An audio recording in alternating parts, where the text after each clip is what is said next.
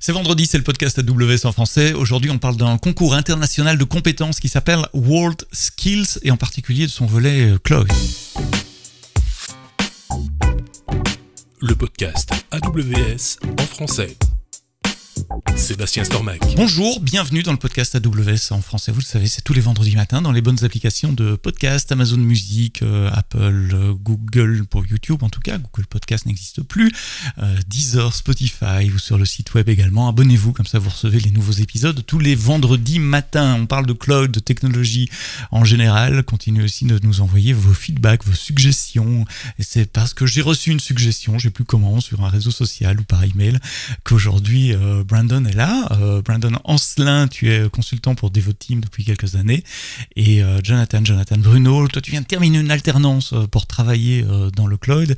Et ensemble, nous allons parler de ce concours international qui s'appelle World Skills. En deux mots, c'est quoi World Skills, Brandon ? Bonjour Sébastien, merci de nous recevoir. Alors les World Skills, pour faire vraiment très simple, c'est une compétition des métiers. C'est vraiment très varié, ça va des métiers de l'art, des métiers du BTP, dans l'industrie, jusqu'aux métiers dans le pôle de communication numérique, notamment web technologie pour la partie développement web, mais aussi le cloud, justement, qui est un nouveau métier dans la compète. C'est des étudiants, des jeunes professionnels qui s'inscrivent à ce genre de concours ? Alors c'est vraiment dédié aux jeunes, parce qu'il y a même une limite d'âge. Donc c'est pour beaucoup de métiers jusque maximum 23 ans et quelques métiers, souvent c'est les nouveaux métiers où c'est jusque 25 ans. Voilà. Et le cloud fait partie des métiers jusque 25 ans. Et c'est un concours international. J'ai eu l'occasion de voyager un peu ces dernières semaines. Je revenais du Summit AWS en Afrique du Sud et j'avais dans l'avion avec moi toute l'équipe d'Afrique du Sud. Ils avaient des vestes World Skills, South Africa. Il y avait, je sais pas, une vingtaine de participants. La semaine suivante, j'étais dans un train à l'aéroport Charles de Gaulle et je vois toute l'équipe de Chine aussi avec des t-shirts World Skills. Donc il y a des délégations qui viennent des pays. C'est un concours international et il se fait que cette année, c'était en France, c'est ça ? Exactement. Donc là, c'était la 47e édition. Et ça s'est passé pour cette édition à Lyon, donc du 10 au 15 septembre. Donc ça explique pourquoi t'en as vu venir, d'autres repartir. Voilà, tout le monde, enfin tous les pays. Donc là, pour cette édition-là, il y a eu 65 pays. Il y a eu 65 pays à Lyon. Voilà. Et donc du coup, pour la petite histoire, comment World Skills est né, ça remonte à 1950, donc c'est la période après-guerre, où en fait l'Europe est un peu en pénurie de main-d'œuvre qualifiée. Et c'est une personne en Espagne qui s'appelle Francisco Albert Vidal qui a eu l'idée de démarrer un petit concours national de la jeunesse. Voilà, c'était le nom qui était donné, où à ce moment-là seulement 2 pays ont participé, l'Espagne et le Portugal. Et de fil en aiguille, petit à petit, ça a pris du poids, de l'importance. Et aujourd'hui, on en est à la 47e édition. Donc, comme tout petit historique, par exemple, on peut parler de Sao Paulo en 2015, où il y avait presque 1200 compétiteurs. En 2017 à Abu Dhabi, où il y avait entre 1200 et 1300 compétiteurs. En 2019 à Kazan, où là, il y en avait presque 1400. En 2022, Covid oblige, ça devait se passer à Shanghai, ça a été renommé en Special Edition. Spécial parce que c'était vraiment des situations vraiment spéciales, donc pour limiter l'afflux de monde au même endroit, ça s'est éparpillé un peu partout sur le globe. Et notamment, par exemple, une grande partie des métiers du pôle numérique s'est déroulée en Corée du Sud, où à ce moment-là, moi, j'étais compétiteur. Ah oui, donc toi, tu es passé aussi par la case de compétition. Maintenant, tu fais partie du jury. On va parler dans un moment de ton rôle dans le jury. Et Jonathan, qui était le compétiteur français, tu représentais la France cette année. Tu vas nous parler de ton expérience de cette compétition. Comment tu es arrivé en finale et puis comment ça s'est passé. Le type d'épreuve également. Ce qui est marrant dans cette compétition, c'est que c'est tous les métiers confondus. J'ai dit la semaine passée dans le podcast, en présentant cet épisode, en annonçant cet épisode, de la boulangerie à la métallurgie, en passant par le cloud, et je pense pas que j'exagérais. Depuis quand il y a des aspects numériques cloud qui ont été ajoutés à la liste des métiers? Alors, pour le cloud computing, la première édition dans les WorldSkills, c'était à Kazan en 2019. Voilà. Et pour la France, la première édition où la France envoyait un compétiteur dans le cloud, donc c'était à la spéciale édition en 2022, où moi justement j'étais le premier compétiteur français à y participer. Donc il y avait tout à faire, tout à revoir, c'était pas forcément très simple, mais ça l'est jamais de toute manière dans une compétition. Et c'était très enrichissant. Et puis de toute façon, c'est pour cette raison que maintenant je travaille dans le cloud, parce que c'est vraiment ce qui m'a fait mettre le pied dedans. J'étais très curieux. Ouais, j'étais très curieux de savoir ce qu'était le cloud. J'avais jamais franchi le pas. Et ben, c'est comme ça que j'ai franchi le pas. Qu'on devient consultant chez Devoteam, entre autres. Ouais, c'est ça. Alors, on va pas évidemment parler de la métallurgie ou de la boulangerie, j'en serais bien incapable. On va parler de la section cloud. On évalue les candidats sur quoi? C'est quel genre d'épreuve? À quoi ça ressemble?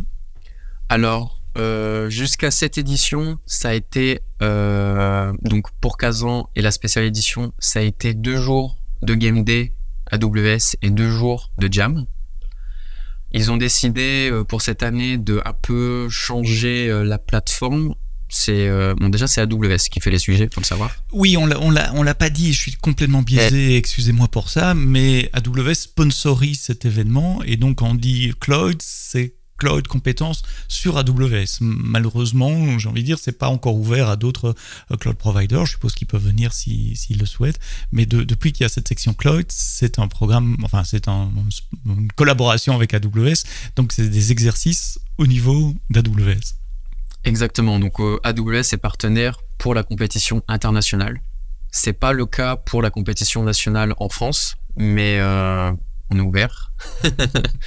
mais oui, donc du coup, c'est des plateformes de AWS. Et à partir de cette année, pour Lyon, ils ont un peu changé. Ils ont développé une petite plateforme en interne.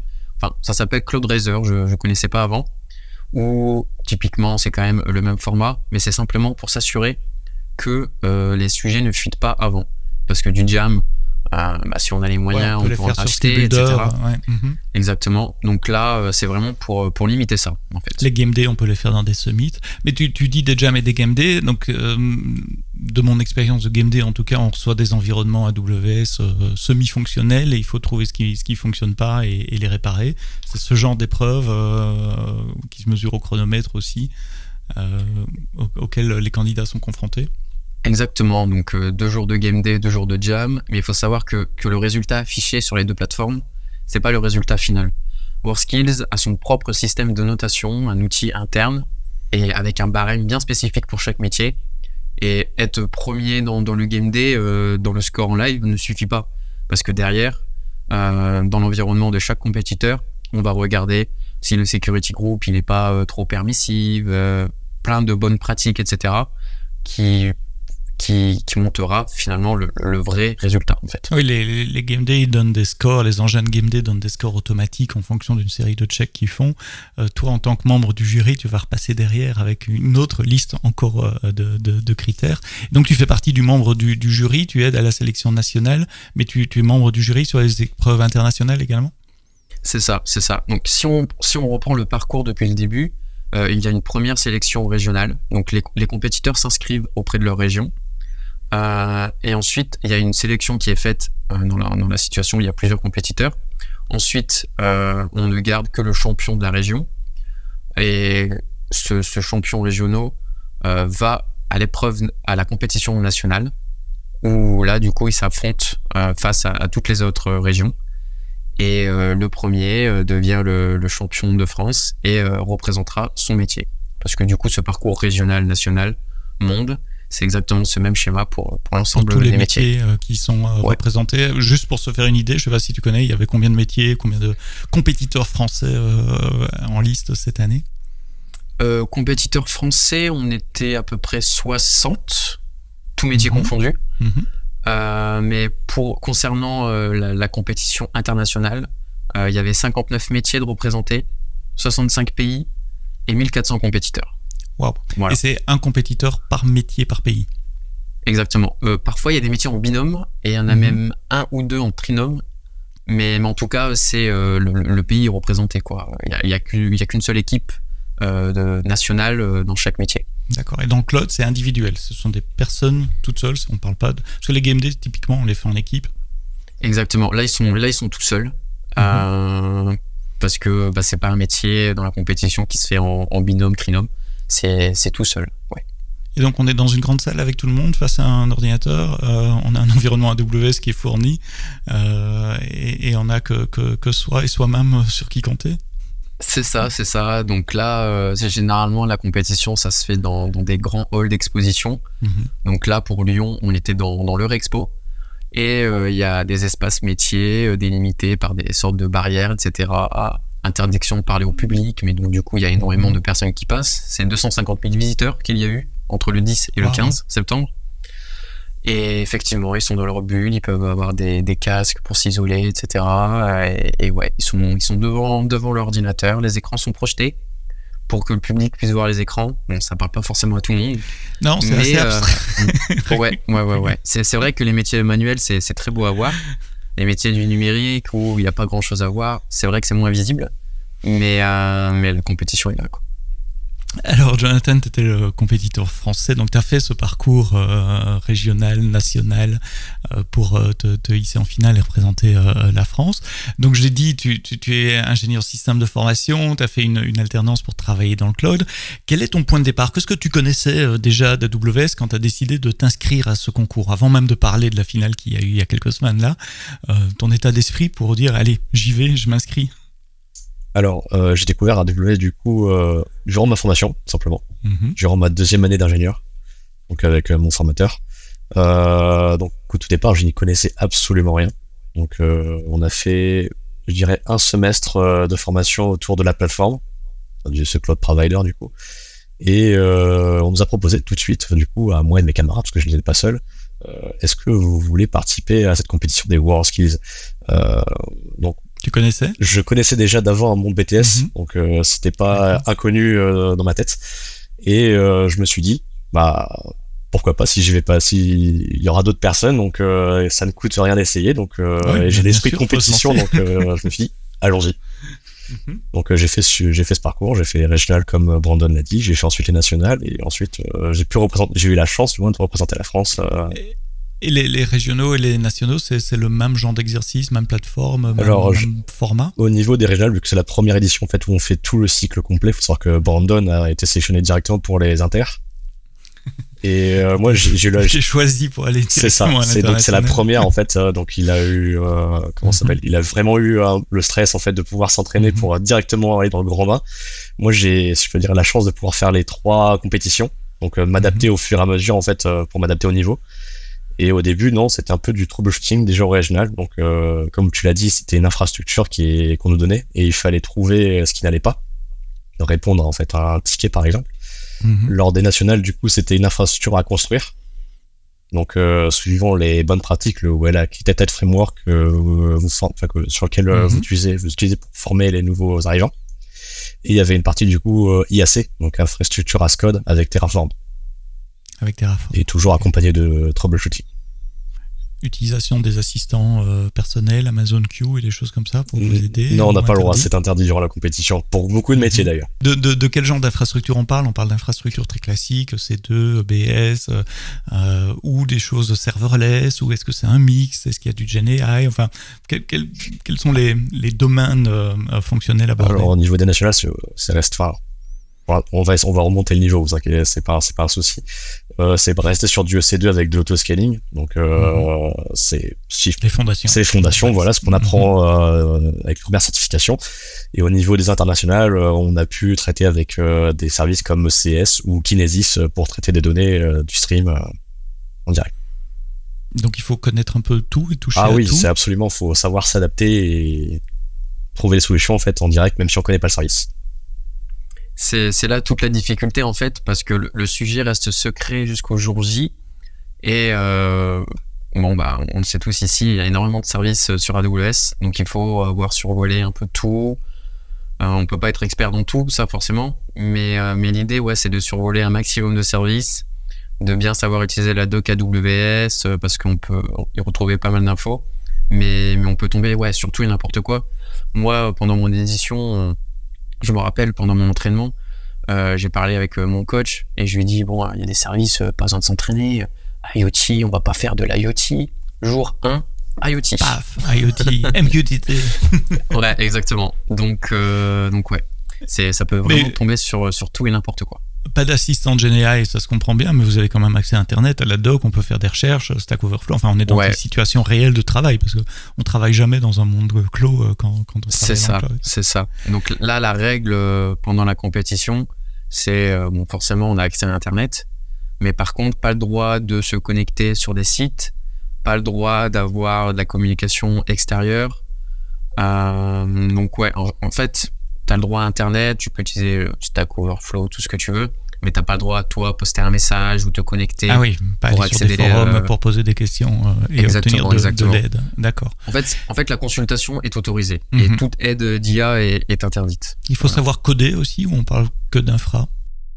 Alors, durant ma compétition nationale, il y avait quand même des moments où il fallait développer, notamment sur des lambdas, pour répondre du coup à l'arrivée de requêtes avec les API Gateway et pour pouvoir les retransmettre du coup dans les bons services. Donc oui, il faut avoir un minimum de base en développement, mais c'est pas extraordinaire. Et c'est créer une nouvelle lambda ou c'est débugger, rajouter une ligne de code dans une lambda existante? Ça peut être les deux. Ça peut être les deux. D'accord. Dans le langage de programmation qu'on veut, ou connaître à la fois Python, TypeScript, JavaScript? Alors si c'est imposé, oui, il faudra s'adapter au langage forcément, parce que s'il faut compléter le code, il faudra rechercher la documentation. Mais généralement c'est sur du Python, donc c'est sur quoi j'ai travaillé, donc ça ne pose pas de problème. Est-ce qu'il y a une liste, c'est une question pour Brandon, un cahier des charges, des compétences à valider, un peu comme dans les examens de certification? C'est voilà, il y a 4 piliers, ça fera ça. Tout à fait. Il y a un document qui s'appelle le descriptif technique. Donc, faut savoir que la compétition nationale est organisée par la France et la compétition internationale est organisée par WorldSkills International. Donc, c'est en quelque sorte 2 compétitions différentes. Et nous, la France, on reproduit à chaque fois à peu près le même schéma au plus proche de l'international. Donc, on a également un descriptif technique propre à nous, on essaye de le faire au plus proche de l'international, où ça, c'est rédigé par l'expert métier. Donc, en fait, dans chaque métier, il y a ce qu'on appelle un expert. Donc, au niveau national, l'expert, c'est lui qui va faire les sujets, c'est lui qui va organiser et faire en sorte que le déroulement du métier se passe très bien pendant les jours de compétition. Et donc c'est lui qui a la charge de rédiger ce descriptif technique, lui et son équipe, parce qu'il y a une équipe métier derrière, on n'est pas forcément tout seul. Et à l'international, l'expert, lui, va être membre du jury. Donc c'est pas lui qui fait les sujets, c'est pas lui qui fait le barème, contrairement au national, il est juste membre du jury. Voilà. Et donc du coup, dans le descriptif technique, c'est la base de tout ce qu'on peut retrouver durant la compétition. Et si par exemple, je sais pas, dans la compétition internationale, on se retrouve avec une technologie qui a soit été interdite dans le descriptif technique, ou le descriptif technique ne disait pas, n'incluait pas ça, ça peut faire recours par exemple. Jonathan, tu as passé des certifications AWS avant de te lancer dans cette aventure, ou tu es sorti d'école fraîchement? Bien sûr. Alors, comme Brandon me l'a recommandé, du coup, j'ai passé 2 certifications, donc la SAA et la SOA, du coup, qui a suivi. Ça, c'est la Solution Architect AWS Associate. Solution Architect Associate, et la SOA, c'est quoi? C'est la Solution, SysOps, Associate. D'accord, SysOps associé. Donc, tu avais la base SysOps et la base Solution Architect. C'est ça. Comment on se prépare quand tu as dit bon, mais tu vas représenter la France cette année? Bon, c'est à Lyon, déjà, pas de bol, tu n'as pas de grands voyages à l'autre bout du monde. Mais, ok, tu as eu combien de temps pour te préparer? Comment tu as approché cette période de préparation? Alors, de la régionale aux internationales, j'ai eu en cumulé 2 ans. Ah oui. Donc, alors juste avant les nationales, du coup, ça se résumait du coup à bachoter du coup toutes les certifications pour savoir quel service utiliser dans quel contexte. Et entre les nationales, du coup, les internationales, pour préparer du coup la compétition, ça a été vraiment du hands-on, donc sur des labs où je voulais pratiquer du coup pour mettre en œuvre tout ce que j'ai appris avant la compétition pour réagir en fait correctement en fait au contexte. Donc ça, j'ai utilisé des solutions, enfin je sais pas si on a le droit de les dire, Cloud Guru. Et j'ai continué du coup à apprendre avec les certifications, notamment avec comment s'appelle Stéphane Marek sur Udemy. Tu avais un coach aussi, quelqu'un de, je sais pas, chez Devoteam ou une société ou un enseignant. Mon coach c'est Brandon, donc Brandon. Brandon de A à Z, c'est lui qui m'a appris la plupart de ce que je connais, de ce que je sais aujourd'hui. Oui, mais être membre du jury et coach, il n'y a pas un conflit d'intérêt? Non, justement, c'est en fait, alors au national, ça pose un problème d'intérêt, d'où le fait qu'il n'était pas mon coach au national, mais comment ça s'appelle, aux internationales, c'est mon expert et c'est mon jury qui va me défendre en fait par rapport aux autres experts qui sont en provenance d'autres pays. C'est lui donc il va pas me noter lui, c'est les autres experts qui vont me noter et lui en fait il va me former en fait jusqu'à la compétition et va me défendre s'il y a un litige ou un problème avec ce que j'ai fait. Et très concrètement, c'est quoi? Tu as fait tous les game day publics disponibles, tous les JamF disponibles, les labs sur Skill Builder, etc. C'est ça, alors il y a notamment Skill Builder, c'est vrai que je l'ai pas cité, je m'en suis beaucoup servi, notamment sur tout ce qui est partie aussi, j'ai fait du Cloud Quest. C'est aussi comme ça que j'ai commencé à apprendre aussi. J'ai fait aussi les événements chez Devoteam. J'ai participé au Summit de Paris où j'ai pu faire un game day aussi. Oui, c'est vrai qu'on avait des game day avec des licornes. C'est ça. C'était assez marrant et j'ai pu d'ailleurs connaître des personnes du coup qui travaillent dans divers domaines et un petit clin d'œil à Arnaud qui était déguisé en licorne, si je me souviens bien, au Summit de Paris. C'était le game day Formule 1, c'est ça? Alors je m'en souviens plus honnêtement. D'accord. J'en ai fait beaucoup avant d'arriver à la compétition. Donc, c'est combien de temps justement de préparation entre le moment où tu sais que tu es sélectionné national et le moment de l'épreuve? Alors ça s'est passé en septembre dernier, donc ça fait un an. Vous étiez combien en compétition, Claude? On était 15 ou 16, je ne sais plus. Mais tous les pays n'envoient pas quelqu'un au niveau Claude. Oui, tu as parlé presque 60 pays, Brandon, donc il y en avait 15 dans la catégorie Claude. Comment c'est passé? Comment tu as vécu ces épreuves? Bon, tu arrives à Lyon, à l'hôtel, et puis il y a le jour de la compétition, les 2 jours de compétition. Comment ça se passe? À Lyon, déjà, c'est pas très exotique. Donc, je connaissais un peu, on était en France. Pour toi, pour les gens qui viennent de Johannesburg ou de Chine, c'était peut-être très différent, en effet. Oui, forcément, c'est du stress parce qu'on est à la maison et qu'il faut pas faire des bêtises. On avait des personnes qui étaient très fortes, des gens très compétentes, des gens en face. Quel pays? Notamment la Chine, vous avez la Corée, les Japonais, forcément tout ce qui est Hong Kong, Macao, Singapour. Ils sont très forts dans tout ce qui est l'univers du cloud. C'était même difficile de pouvoir les rattraper. Et donc il y a du stress, forcément, et il fallait se donner à fond, donc c'est ce que j'ai fait. Comment on gère le temps pendant 2 jours? Est-ce que les épreuves sont chacune indépendantes l'une de l'autre? Voilà, on a 1 heure pour celle-là et puis 1 heure. Ou est-ce que tu es un peu libre de travailler les différentes épreuves pendant plusieurs jours? Alors, comme l'a dit du coup Brandon, en fait, c'est des game days du coup, généralement, et c'est un jour dédié à un sujet. Sauf le dernier jour où j'ai eu le droit du coup d'avoir une demi-journée où c'était des jams et une demi-journée où c'était ce qu'on appelle des quests. C'est l'équivalent des jams. Donc c'est un jour complet, un moment complet où on est dédié. Et une fois que le temps est écoulé, on ne peut plus revenir sur le travail qu'on a fait. Et comment on gère l'aspect physique? Tu as tes barres de céréales, boissons énergisantes, café, pizza à côté de toi? Moi, j'ai pas l'habitude de manger pendant que je travaille, donc... Oui, mais là, 2 jours quand même, il faut faire des pauses. Oui, les pauses du midi, bien sûr. Qui a gagné cette année? Alors, en top 1, si je me trompe pas, c'est la Chine. D'accord. Tu as les 3 premières positions? En top 2, si je me trompe pas, ça va être la Corée, si je me trompe pas. Et en 3e position, si ma mémoire est encore bonne, ça va être Hong Kong. Ah ouais, donc c'est vraiment trusté par les Asiatiques. Alors je vais m'ajouter, le bronze, c'est Hong Kong et Singapour. Il y a eu un ex-aequo, ouais. Qu'est-ce que tu as appris en préparant et en participant à ces épreuves? T'en tires quoi professionnellement? Comment tu te sens après? Sur le plan technique, énormément, parce qu'il faut savoir que j'ai quand même pu participer à une compétition avec des experts en face. Donc moi, à l'origine, comme le rappelait qu'il y a 2 ans, je n'y connaissais rien en cloud.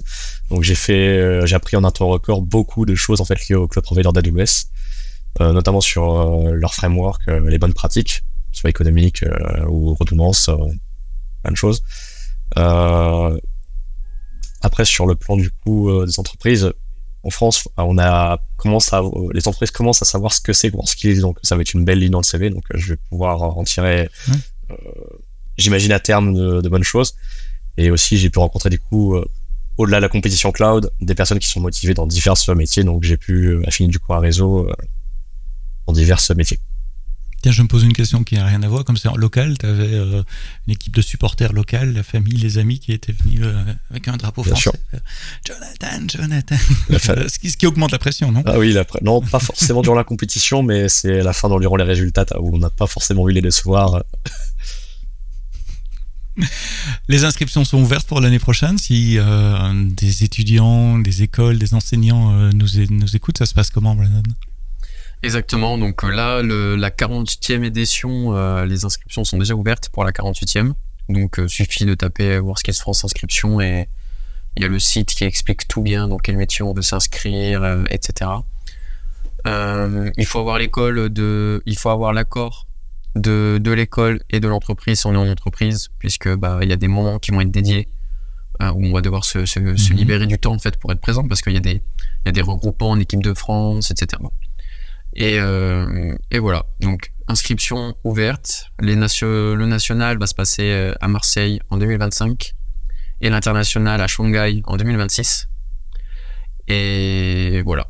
Ah oui, donc c'est pas tous les ans, c'est tous les 2 ans, c'est ça, l'international? C'est tous les 2 ans, ouais. Et en fait, on alterne national, international, national, international.